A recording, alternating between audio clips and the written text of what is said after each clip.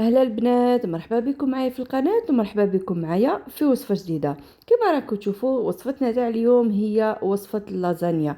وصفة سهلة مهلة وما كاش منا اللي ما يحبش اللازانيا من كثرة ما هي بنينة. وعلاش؟ فيها الصلصة، فيها الاجبان، فيها لاصوص بيشاميل، ما عندنا ما نقولوا فيها. صراحة الوصفة هذه ما عملتهاش انا، عندي وحدة صديقتي تعمل اللازانيا تاعها كي العسل.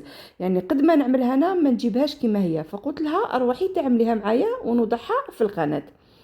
اروحوا تشوفوا كيفاش عملناها. المقادير تاع لازانيا تاعنا راهم باينين: لازانيا، جبن مبشور، جبن كريمي، لحمه مفرومه، بصل، وصلصه تاع الطماطم كما راكم تشوفوا.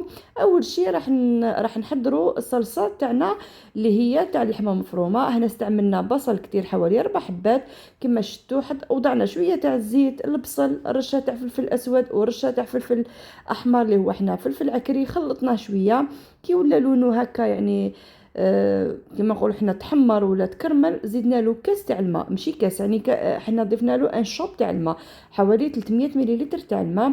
ومن بعد واش درنا؟ ضفنا هذيك اللحمه مفرومه. شوفوا صديقتي كيفاش كانت يعني تعمل في اللحمه، لازم اللحمه تفتتوها مليح مليح كما راكم تشوفوا. السر اللي ديروا صاحبتي في اللازانيا تاعها هي توضع الماجي اللي نقولوا له حنايا جومبو. انا كان عندي ماجي تاع الخضار، وضعت يعني ملعقه كبيره تاع ماجي تاع الخضار، فلفل اسود كما شفتوا، والصلصه تاع الطماطم. الصلصه هذه كانت جاهزه.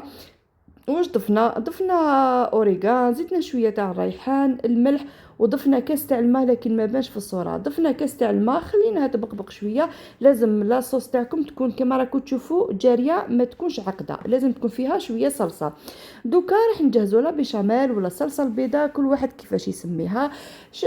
كما راكم تشوفوا كاينه حاجه، المقادير راهي مكتوبه في اسفل الفيديو كما عودتكم. شديت كاسرول، حطينا فيها هذيك الزبده، ذوبنا الزبده، ومن بعد وضعنا هذاك، وضعنا الطحين ولا الفرينه، ونقعدوا كما نقولوا حنا نقلوا في الفرينه هذيك ولا نحمصوا في الفرينه باش تنحلها الريحه تاعها، حتى تحسوا الفرينه تاعكم تفتتت كما راكم تشوفوا. كي تولي الفرينه بهذا القوام نبداو نضيفوا الحليب ديالنا.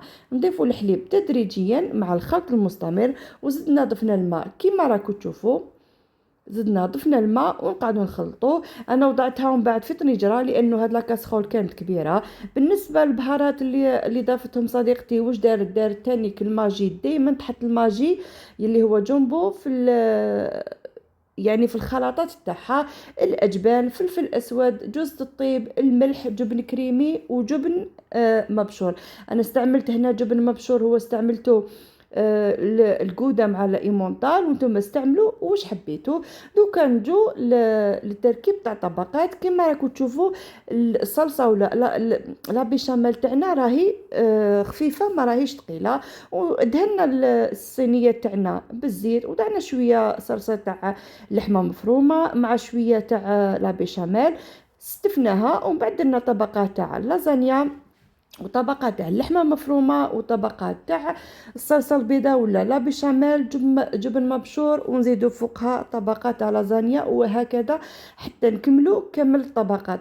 شوفوا البنات، ما تسحقوا تغلوا هذيك اللازانيا ولا تحطوها في الماء مغلي ما والو.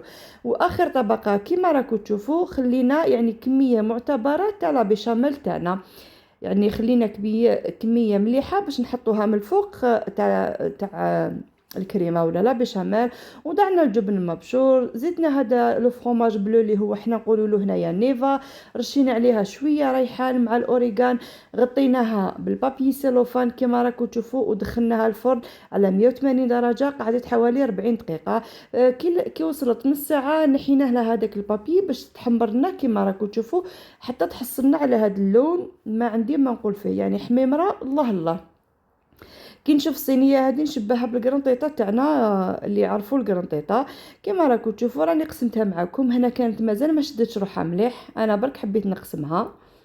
شوفوا البنات، وهاوليك الشكل النهائي تاع لازانيا تاعنا البنات، لازانيا باللحم المفروم كما راكم تشوفوها. السر اللي يخليها بنينه على قول يعني صديقتي، هي تحط له بزاف الماجي. الصلصه تاع اللحمه مفرومه ديرها جاريه، والكريمه ولا لا بيشاميل تانيك تعملها جاريه، تضيف لها الماء على بيها، ما تسحق تغلي، ما تسحق تحطهم في الماء السخون. شوفوا البنات راني نقطعها قدامكم وراهي تتقسم بكل سهوله. يعني شفتوني يعني شفتوها تخدمها قدامكم خطوه بخطوه، ما حطيناها والو مباشره. شوفوا البنات تتقسم بكل سهوله. هذه هي الوصفة تاعنا اليوم البنات. عندي وصفة تاع لازانيا بالسبانخ ولا بالسلق، هذه تعلمتها انايا على التشيك. ان شاء الله راح نوضعها لكم في القناه تانيك، وصفه هايله لمحبين السبانخ. كما قلت لكم هذه هي الوصفه تاعنا اليوم البنات، وصفه تاع لازانيا باللحم المفروم. نتمنى ان شاء الله تكون عجبتكم الوصفه، نتمنى ان شاء الله تجربوها، لما لا، واستنوني في وصفات اخرى. سلام.